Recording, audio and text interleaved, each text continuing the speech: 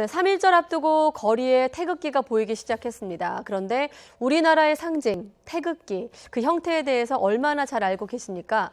일부 공공기관조차 태극 문양이나 다는 법을 헷갈리는 일이 있어 국기에 대한 관심을 높일 필요가 있다는 지적입니다.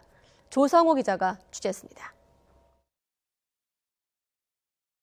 2년 전 한 정부기관이 개최한 행사의 시상식 장면입니다. 왼쪽에 태극기가 걸려 있는데 태극 문양의 빨간색과 파란색, 위아래가 뒤바뀌어 있습니다. 한 기초자치단체는 중국에서 거꾸로 달린 태극기를 앞에 두고 업무 협약을 맺기도 했습니다. 우리 정부가 외국에 지은 고등학교 정문에 있는 태극기는 사괴의 위치가 틀렸습니다. 막대를 뜻하는 효가 3개 있어야 할 곳에 6개가 그려진 겁니다. 뒤늦게서야 태극기가 잘못 그려진 것을 확인하고 바로잡았습니다. 정부는 외교 행사나 공공기관 등에서 태극기를 바르게 다는 법을 관련 법령을 통해 구체적으로 정해놨습니다. 단하에서 보면 왼쪽, 단상에서 보면 오른쪽에 태극기가 위치하는 게 맞습니다. 단하에서 보았을 때 오른쪽에 태극기가 놓여 있으면 잘못입니다. 깃대에 달았을 때 태극 문양의 구분은 매우 중요합니다. 단하에서 봤을 때 왼쪽에는 태극 문양 파란색이, 오른쪽에는 빨간색이 보이는 게 맞습니다. 위쪽 부분에는 효 3개인 건이, 그 맞은편 아래쪽에는 효 6개의 곤이 있어야 바른 모양입니다. 이처럼 태극 문양의 파란색이 오른쪽에 보이면 명백히 잘못이니 각별하게 주의해야 합니다. 깃대가 없다면 탁상용 태극기를 단상 위에 세워두거나 족자형 태극기를 사용하는 방법이 있습니다. 관공서 등의 바깥에 있는 국기 개항대에는 24시간 태극기를 걸 수 있습니다. 다만 밤에는 국기에 적절한 조명을 비춰줘야 합니다. 국기 개항식과 하강식을 하는 학교와 군부대에는 오전 7시부터 날이 저물 때까지만 태극기를 내겁니다.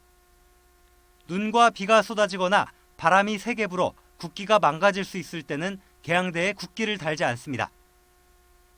훼손된 국기는 즉시 폐기해야 하지만 걸려있다가 찢어진 태극기를 떼지 않고 지금도 그대로 내버려둔 곳도 있습니다. 공공기관조차 태극기를 잘못 다는 사례가 나오는 것은 국기를 잘 알지 못하는 우리 국민의 현실을 보여주는 것으로 풀이됩니다. 실제로 지난해 70주년 광복절을 앞두고 서울 도심에서 태극기를 그리는 행사가 열렸는데 행사에 참여한 815명 가운데 태극기 모양을 바르게 그린 사람은 224명뿐이었습니다. 10명 가운데 7명이 태극기의 생김새를 제대로 알지 못한 겁니다. 학교 칠판이나 이제 길거리에 많이 걸려 있는 건 봤는데 지금은 잘 생각이 안 나네요. 지금 그리라 그러면 틀리게 그릴 것 같아요. 국민들이 우리 태극기에 관련돼서 생각 외로 관심이 부족하다는 걸 느낄 수 있었습니다.